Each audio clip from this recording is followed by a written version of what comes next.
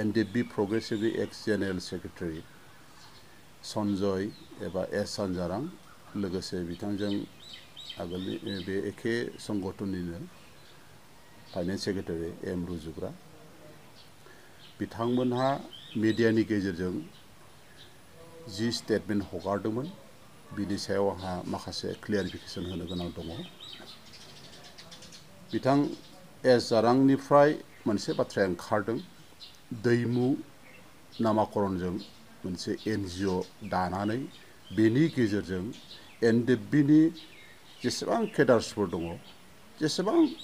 NDFBखौ support खालामग्रा रायजो राजाफोर दङ बिथांमोननि जिथु रिहेबिलिटेसन एक्स-ग्रेसिया बेफोरखौ एबा साख्रि बाख्रिनि बाथ्रा बेफोरखौ बुंलांदोंमोन मावना होजोबगोन होननानै बिथांनि खुगानिफ्राय ओंखारदों बेखौ आं एक्जेक्टलि समखौ आं होनो हानाय नंलिया NDFB-P-निफ्राय बेखौ काउन्सिलाव डिसिसन लानानै अलरेडि लाखाबाय होननानै बुंदों खोथाया सैथो नंगौ दैमुखौ NGO हिसाबै दानानै बेवहाय जोंनि गासैबो केडारफोरखौ इनभल्भ खालामजोबनानै जोंनि जि मोननांगौ सरकारनिफ्राय जि सुक्तियाव लिरखानाय दं बेखौ मोननो थाखाय मावनो थांनाय बे बाथ्राया सैथो नाथाय आं मोनसे खोथाखौ आंनि गोसोआव मोनसे सोंनाय फैदों मानो होननानै बुङोब्ला दैमु बे NGO बे संगठना अनलि NDFB प्रग्रेसिभजोंल' डिसिसन लाजानाय नाथाय जों नुनो मोनदों थांनाय 27 जानुवारि 2020 मायथाइयाव government of India government of आसामजों जि सुक्ति खालामदोंमोन जि एग्रिमेन्ट खालामदोंमोन बेवहाय NDFBनि मोनब्रै फेक्सन बे पिक्सारा ओंखारदों आरो बे मोनब्रै फेक्सना NDFB हिसाबै सिगनेटरिस हिसाबै सिगनेचार होदों बे एग्रिमेन्टआव दा सरकारनि नोजोराव NDFBआ अलरेडि मोनब्रै फेक्सनाव जाबाय बे रोखा आरो बिथांमोनखौबो रेकगनाइज होजोब्बाय बिनिखायनोथ' मोनब्रैबो फेक्सननि आफादगिरिफोरनिफ्राय सिगनेचार होनाय मोननायनि जायगा एबा खाबुखौ मोननो हादों दा बेखौ नोजोर होयोब्ला आरो बेखौ नोजोर होनानै सुक्ति जाखांनाय उनाव आं दाख्लैबो बे बाथ्राखौ बुंदोंमोन थांनाय 11 फेब्रुवारियाव बे मोनब्रै फेक्सननि गेजेराव मोनसे डिसकासन जादोंमोन आरो डिसकासननि गेजेरजों कोअर्डिनेशन कमिटि दानायनि बे रिजल्युसनाबो पास जाना थादों आरो बे कोअर्डिनेशन कमिटिनि गेजेरजोंनो सरकारा लिरखाना होनाय एग्रिमेन्टआव जि लिरखाना होनाय NDFBनि सोद्रोमाफोर आरो जेराव सिम्पेटाइजार्स जेराव दफानि 9.2 आव लिरखानाय दङ दा बेखौ इमप्लिमेन्टेसन खालामलांगोन एकर्डनि क्लजफोरजों लोगोसे बेफोरखौ मावलांजोबगोन होननानै डिसिसन एबा रायलायनायनि गेजेरजों डिसिसन लाखानाय जादोंमोन दा बेबायदि रायलायखानाय थासेयावबो नाथाय दुखुनांथाव बाथ्रा डियार नाब्ला सारा जेलाव गिदिंफिनलांनो गोनां जाबाय बे गिदिंफिनलांनाय जानांनायनि उनावहाय जोंनि गेजेराव कोअर्डिनेशनखौ लानानै गोबां बेले बेजे जाना फैदोंमोन जि कोअर्डिनेशनखौ दाफामफिननो थाखाय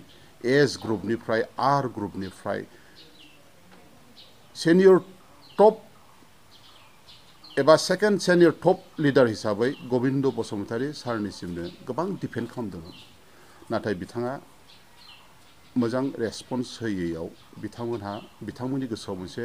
दुखु मोननाय बिथांमोना फोरमायदों बे बाथ्राखौ आंबो मिथिगौ दा जिखियानो जाया मानो बे समावनो इलेक्सननि धौआ फैबाय इलेक्सना फैनाय लोगो लोगो बेफोर बाथ्राफोरखौ साननो सम गैयै जालांबाय दा ओरैबो जाया माखासे फेक्सनफ्रा सोरबा BPFखौ सापर्ट खालामना थाबाय आरो माखासे फेक्सना दिनै UPPखौ सापर्ट खालामना थाबाय दा बेफोर बाथ्राखौ साननो मावनो रावहाबो सम गैलिया दिनै 5 दानाव आगान होफैबाय 5 दानाव आगान होफैनाय लोगो लोगो जोंनि गेजेराव ओरैबायदि मोनसे क्राइसिसआ फैबाय जोंनि सोद्रोमाफोरनि गेजेराव जि क्राइसिसफ्रा साननो गोनां जाबाय कुइसन जाबाय जोंनि समस्याखौ सोर नायबावगोन इभेन गबिन्द सारनिसिमबो गोबां जोंनि सेनियर लिडारफोर बा केडारफ्रा फन खालामदोंमन बिथाङा फन जेबो रेसपन्स होआसै दा बेफोरबायदि उगुल थुगुल बारहावाखौ नोजोर लानानै दिनै सानफामनायनि गेजेरजों क'र्डिनेशन कमिटिया रिभाइभ जाफिनबाय दा जिखियानो जाया आं मोनसे बाथ्राखौ बुंनो सानदों नैबे NGO दा जि दैमुनि बाथ्रा ओंखारदों दा बे अनलि NDB प्रग्रेसिभजों डिसिसन लाजानाय दा बेबायदि बेले बेजे क'र्डिनेशनखौ लानानै बेले बेजे जाबोबाय थानायाव दिनै बे मोनथाम फेक्सना बे दैमु NGOखौ बेसेबां सापर्ट खालामगोन एबा NDB प्रग्रेसिभआ जि डिसिसन लानानै आवगायदों बेजों बिथांमोना फैगोना फैया बे मोनसे गिदिर कुइसन जिहेतु क'र्डिनेशन कमिटिनि बाथ्राखौ सानखादोंमोन दैमु NGO फर्म खालामनायनि सिगां क'र्डिनेशन कमिटिनि बाथ्राया ओंखारखादोंमोन दा बेबायदि खालामखांनाय बेबायदि डिसिसन जाखांनायनि उनाव NDB प्रग्रेसिभनिफ्राय जि दैमु NGOनि जिथु नामाकरन ओंखारगासिनो दङ बेवहाय बिथांमोना बेसेबां सापर्ट होफैगोन बे मोनसे गिदिर कुइसन जादों जायनि कारनावहाय आङो क'र्डिनेशन कमिटिखौ रिभाइभ खालामनायनि सिगां आं फेक्सनफोरनि लिडारफोरखौ मोनथाम फेक्सननि लिडारफोरखौ आङो रायलायदोंमोन अफारफोरजों माखासेजों रायलायनायाव जों जहैनो रायलायफिननानै आवगायफिननो हाया नामा दा बे बेलायाव मोनसे कुइसन आंनियाव फैदों दिनै गबिन्द बसुमतारियानो जोंनि क'र्डिनेशन कमिटि दाफुंनायाव गोबां बेले बेजेखौ लाबोबाय बिथाङानो जेबो इन्टारेस्ट होआसै जेबो रेसपन्स होआसै जायनि कारनाव लामा मोनैनि थाखाय जोङो BPFजों गोरोबनानै जों खामानिखौ मावनो गोनां जाहैदों बे मोनसे बाथ्राया फैदों दा अब्लाबो आं सिन्था खालामदों दिनै जोङो अखल दैमु NGOजों थाङोबाल' जानाय नङा दिनै सुक्तियाव बिथांमोननि आफादगिरिफ्रा सिगनेटारिस हिसाबै जिथु रिकगनाइज होजाबाय बिथांमोननि दोलोआवबो दिनै आफादनि केडारफोर दङ नङा होमबा बिथांमोननि दोलोआवबो गोबां आफाद दं दिनै सुक्ति जाखानाय उनाव जोङो मास मोनसेनि उनाव आफादखौ डिसबेन्ड खालामबाय हाथियार साथियार गासिबो गथायखांबाय बिनि उनाव दिनै NDB होननाय बुस्थुआनो गैला नाथाय जों दिनै Ex.NDFB हिसाबै दङ दा बे हिसाबै जोङो जोंनि आफादनि जिथु मोननो गोनां सरकारनिफ्राय जि सुबिदा जोंनो होदों बे सुबिदाखौ मोननो थाङोब्ला अनलि NDB प्रग्रेसिभलि जानानै आवगायोब्लाल' जानाय नङा सरकारजों बिथांमोनाबो दिनै रिकगनाइज होजादों मोनसे फेक्सन हिसाबै बिथांमोननि आन्दारावबो दिनै गोबां केडारफ्रा दङ दिनै बिथांमोनाबो NDBनि प्रिन्सिपलखौ बिथा खालामनानै बर' हारिनि थाखाय सुप्रिम सेक्रिफाइसनि गेजेरजों बिथांमोना मावबोगासिनो दङ बिथांमोनखौबो जों दिनै सनमान होनो रोंनांगोन अकल दिनै NDB प्रग्रेसिभजोंल' दिनै सुक्तिया जाना फैयाखै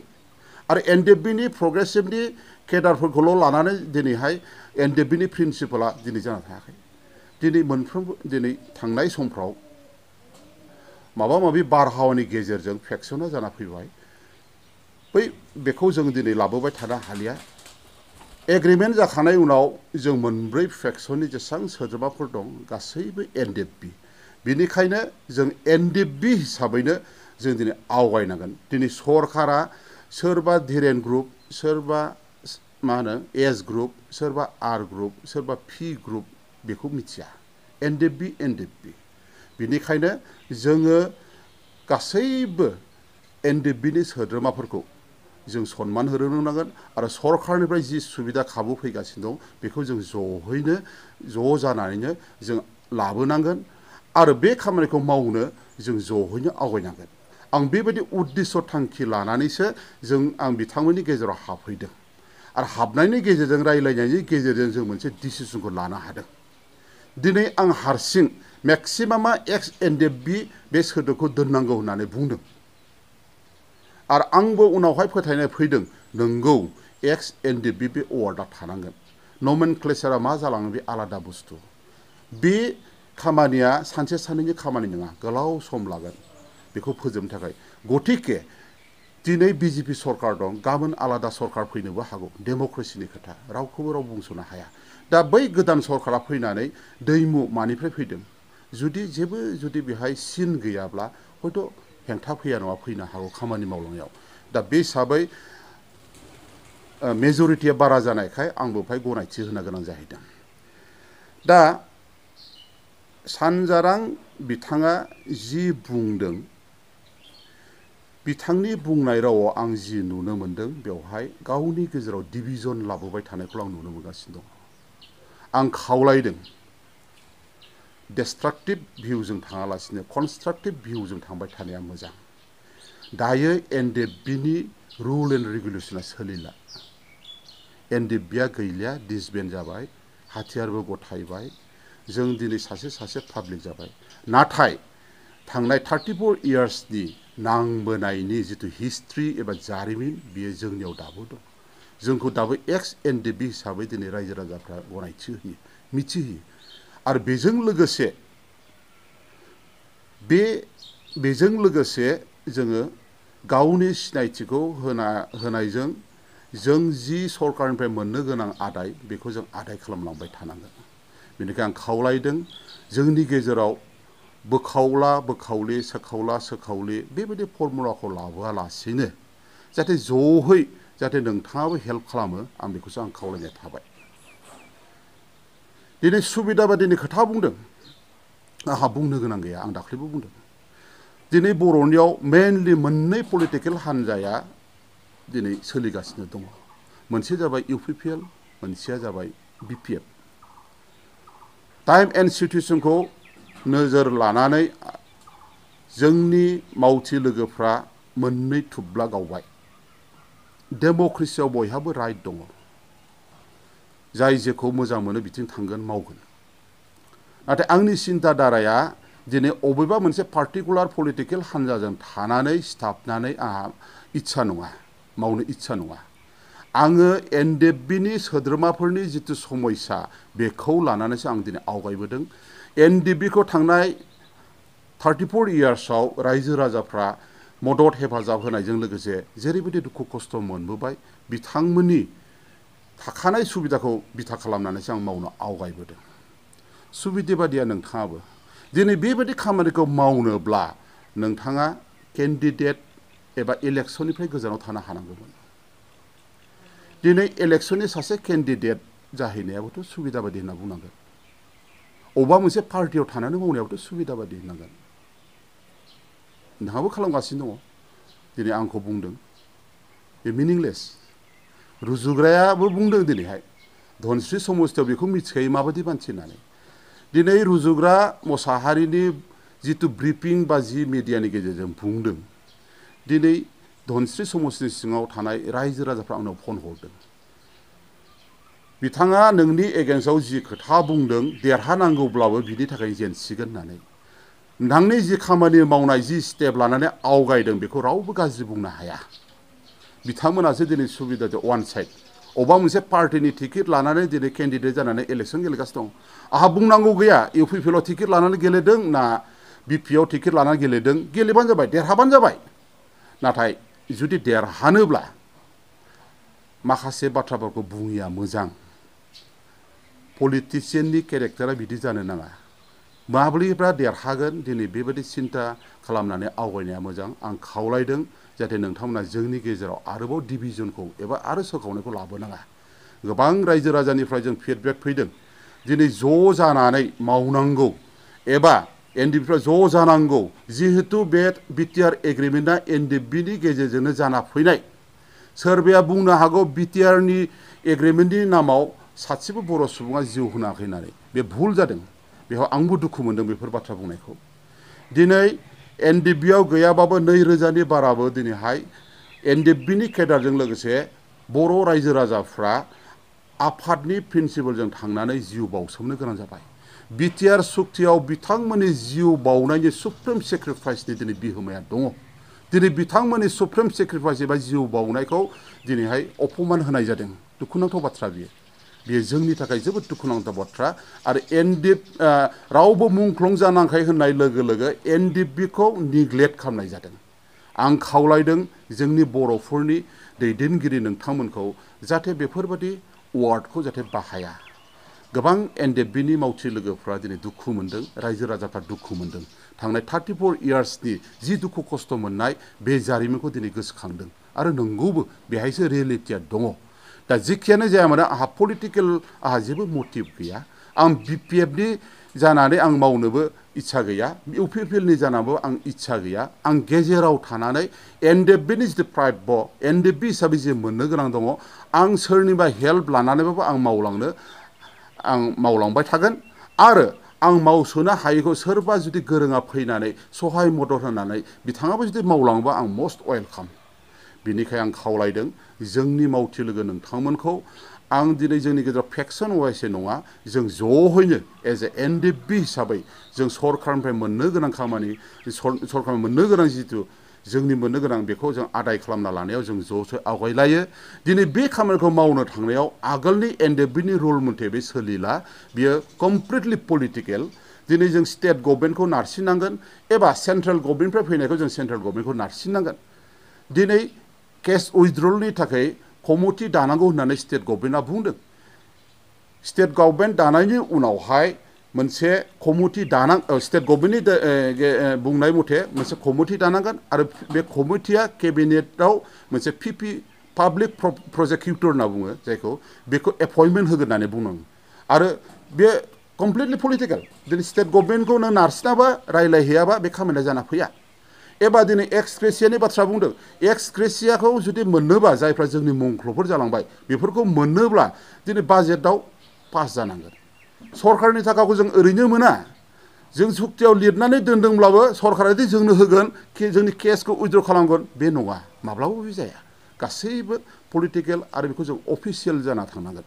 अफिसियेलसो मावनांगोन आगोलनि जोंनि आफादनि सिस्टेम बायदि थाङोब्ला बा जों दिनै न'आव थानानै बेखौ जोंखौ सरकारा होखागोन बेखौ जोङो नेना थाबाय थायोब्ला खिन्थु जों गल जागोन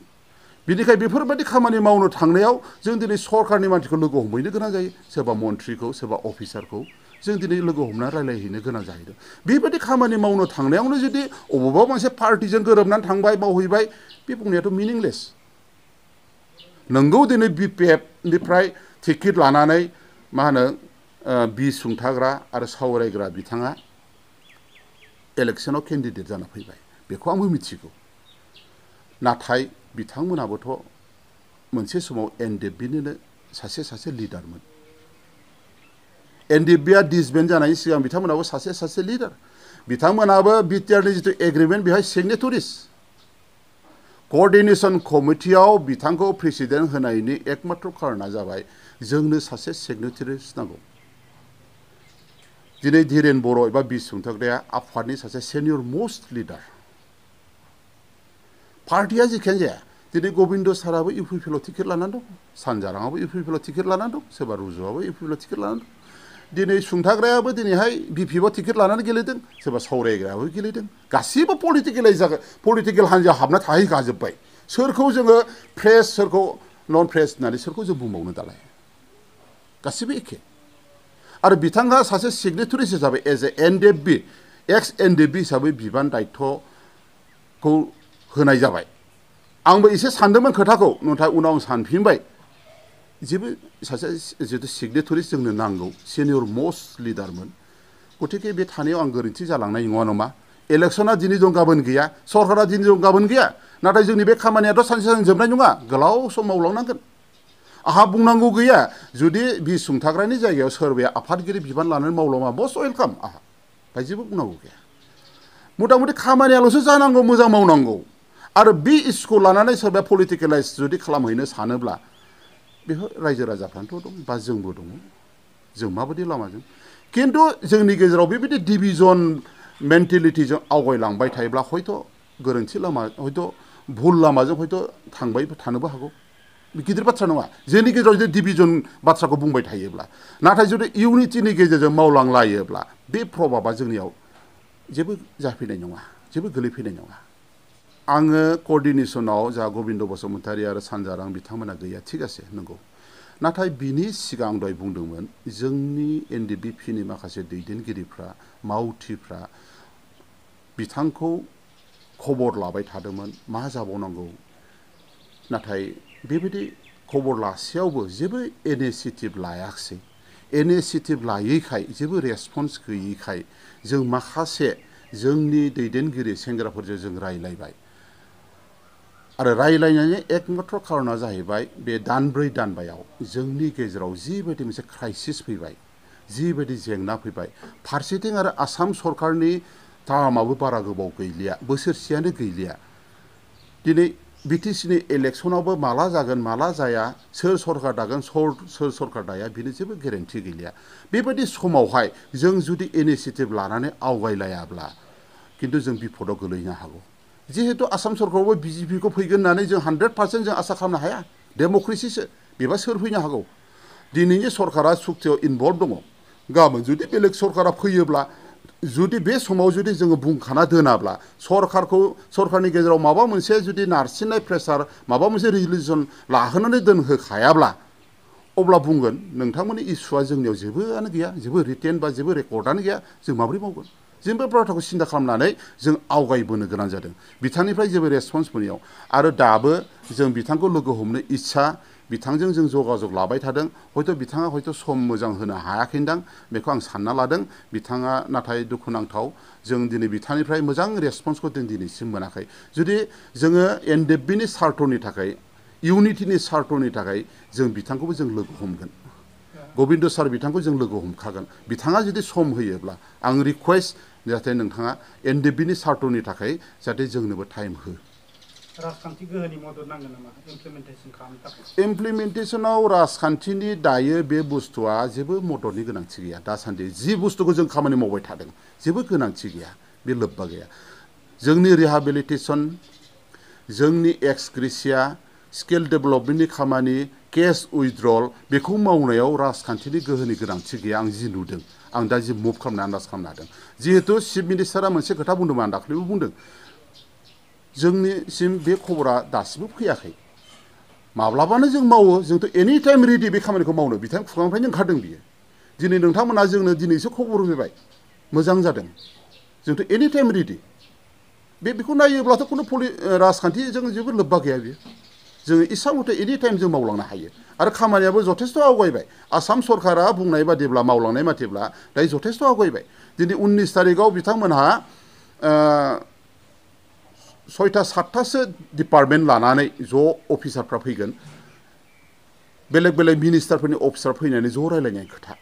थारमाने स्किल डेभेलपमेन्टनि बाथ्राखौ लानानै दिनै सासे मन्थ्रिनि डिपार्टमेन्टनिफ्राय एसेबां हाजार हाजार सेंग्राफोरखौ दिनै कभार खालामजोबनो हानाय नङा बिनिखायनो 6जन 7जन मन्थ्रिनि डिपार्टमेन्टखौ लिंहरनाय खोथा ज' रायलायलायनानै गासैबो बाहाग लालायनानै सोर बेसेबां होलायनो हायो बेबादि खोथाखौ जोंनो इनफरमेसन होदों आरो 19 तारिखआव बेखौ लाना रायलायगोन आं दाख्लैबो बुंदोंमोन लिस्ट बिथांमोना बिबाय सरकारनिफ्राय बिबाय आरो बे लिरखौ बिसोरो माबा खालामनानै स्क्रिनिं खालामनानै थिक खालामनानै बिसोरो स्किल डेभेलपनि थाखाय राननानै होगोन आरो बिनि एगेन्स्टआव बेसेबां होयो होआ बिथांमोननि खोथासै बे खोथाखौ बुंदों आচ্ছা सार जोबथारनायाव फैबाय थानाय बिटिसिआव सोरनि सरकारखौ फैजानायखौ लुबैयो सार आङो बुंबोगासिनो दङ आं बिपिएफनिबो नङा इउपिपिएलजोंबो नङा दायो आं गेजेरनि जाना दङ आरो गेजेरनि जायोब्ला गेजेराव थानायनि एकमात्र खारना जाहैबाय दिनै जोंनि आफादा खावनै जाना थाबाय बिपिएफआव थाबाय इउपिपिएलआवबो थाबाय आरो बेखौ ज' खालामफिनोब्ला आं गेजेर बे पार्टखौ आं लानांगोन बेनिखाय डेम'क्रेसियाव आं रावखौबो बुंस'नो हाया सोर सरकार फैगोन सोर सरकार फैया आरो एकर्ड इमप्लिमेन्टेसन माखासे दफाफोर दङ आं बेखौ बुंबाय थादों बेखौ आं आखाइ होआ बेखौ मावनो हानाय हाखमथाबो गैया आं दाख्लैबो बुंदों बेखौ सिगनेटारिसफोर दङ बर'फोरनि स्टेक हल्डार्स अर्गेनाइजेसननि बाथ्रा दङ बर' इन्टेलेक्सुयेलफोरनि बाथ्रा दङ बर' रायजो राजानि बाथ्रा दं बिराद गिदिर बे खामानिया आं बेखौ आखाइ होआ मथा मथि आं जिखि सरकार फैया मानो थांनाय बिटिआर सुक्तियाव जि लिरना गालांबाय दफाफोर बे मथे जाहाथे इमप्लिमेन्टेसनखौ जिखि सरकार फैया मानो मावलाङो आं बेखौ खावलायनाय थाबाय आं आसा थिदों जाय सरकार फैया मानो जाहाथे बेफोर खामानिखौ मावफुंलाङो आरो बर' रायजो राजाफोरनि जेरावहाय थै आरो जिउनि बाथ्राया हाबनानै दङ जाहाथे बिथांमोननि आत्मायाबो गोजोनो रायजो राजाफ्राबो गोजोनो बेखौ आंनि खावलायनाय थाबाय